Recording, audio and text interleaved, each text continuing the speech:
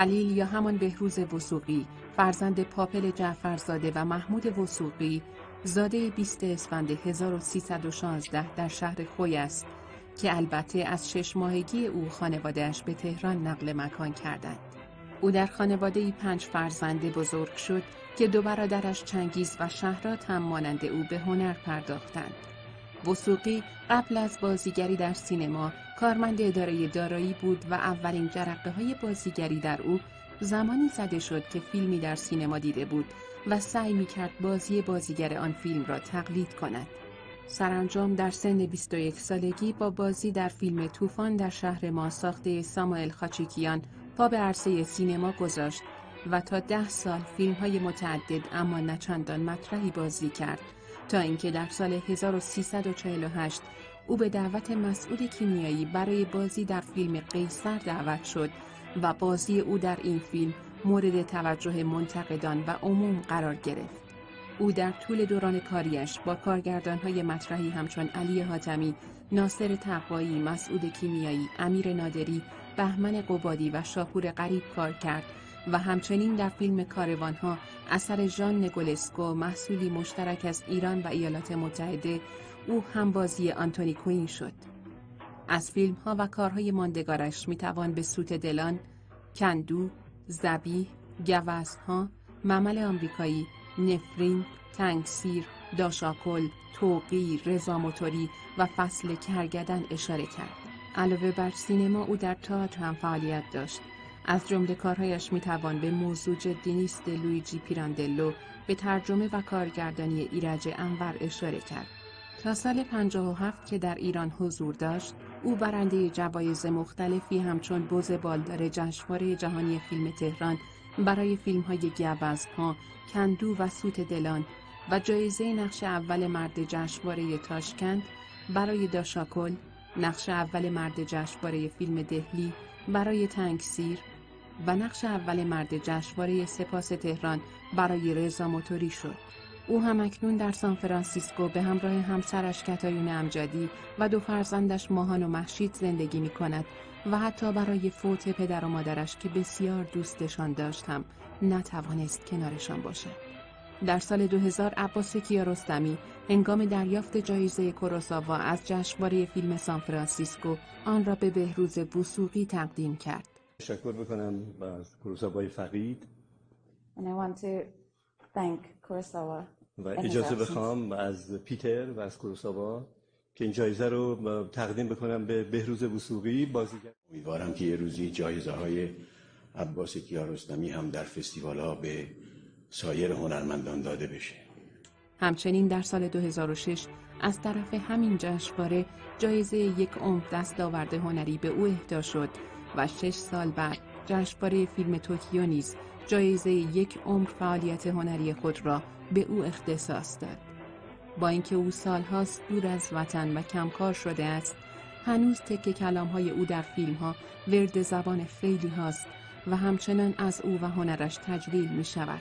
اگرچه فعالیت هنریش در ایران فقط 20 سال بود، اما نزد مردم و اهالی سینما نمره‌اش کماکان 20 بوده و هست. شاید بشود گفت او نزد بسیاری از ایرانیان و هنردوستان سراسر دنیا سلطان قلب هاست. کار یه جا خرابه. حالا از کجا خرابه؟ باز وقت گرفت از اوستکره پرسید. مچلیه چی میگه اون چه شده ای؟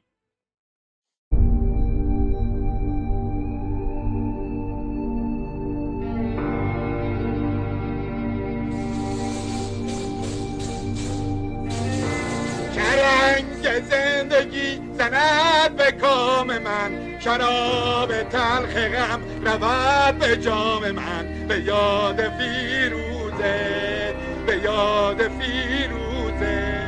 نگاه کن، ما این اولم همیشه همین ریختی بودم و من میگن رضا موتوری. میفهمی خانم جون؟ اون فرخان الان کت بسته تو دیوونه خونه جام منه. این یه چیز دیگه همه کسرام یه طرف این یه طرف. دیدی این توقیه. برو با یه تنگسیر رو خدا رو شکر کن که جای پیغمبر تکیه زدی. میخوام بفهمم پیغمبر اسلام وقتی امر نهی میکرد به مردم بده بیراه میگفت؟ الهی شکرت.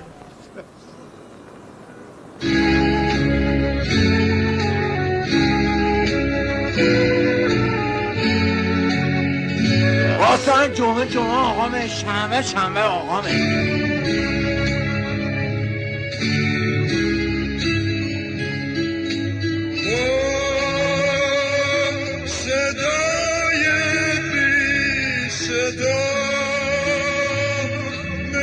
هر وقت دلم میگیره نماز میخونم. درست بلد نیستم بخونم، اما یه نفر تو زندون بهم گفت دلت بازپاس باشه، هر جشی گیر کردی صلوات بخون. احترامت واجب خانده، اما حرف از مردانگی نزن که هیچ خوشم نمیاد. کی واسه من قطعی نخود مردانگی رو کرد و من واسه یه خروار رو کنم؟ به هر کی گفتم نوکرتم با خنجر کوبید تو این جیگرم. خانوم جان، من نمیتونم لای این درخت دنبالت کنم و تو چمن دراز بکشم و علف بجوبم و عکسای رنگی بگیرم عین سیسته بدم. من میدونم تو چی میخوای، تو عشق پیتون پلیسی میخوای که من نیستم. مجید آقا تو رو چه به روزه خودتی، گریه کن نداری ولی خودت مصیبتی. دلت کربلا. آدم که نتونه به وطنش برگرده میشه زندانی. در هر کجای دنیا هم باشه فرقی نمیکنه، چون وطن چیزی نیستش که آدم بتونه راحت فراموشش بکنه. به هیچ وجه نمیتونه فراموش کنه. هیچ وقت به فکرم خطور نمیکرد که من ممکنه یهو 35 سال توی غربت بمونم. وقتی گریم میگیره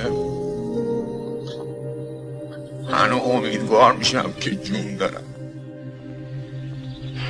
خوب نگاش کن، انگار جون داره. آدم حس میکنه وقتی نگاش میکنه. تو نمیدونی وقتی آدم تنها میشه به چه چیزایی در میبنده. شنیدم هیچکی نمیتونه دل گنده تو رو بشکنه. چی شده داشا کن؟ وقتی مرد غم داره یه کوه درد، اون زخم دل مرد هیچکی نمیتونه مرهم بزنه.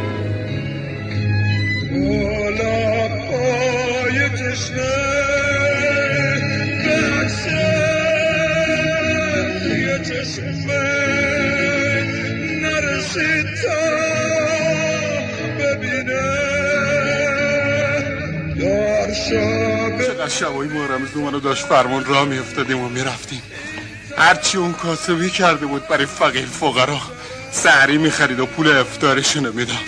حالا چی شد؟ از ما دیگه گذشت، ولی کسی دلش برای شما نسوخته. نذارین هر بی غیرتی مالتون بخوره و بهتون زور بگه. خودتون حقتون رو بگیرین.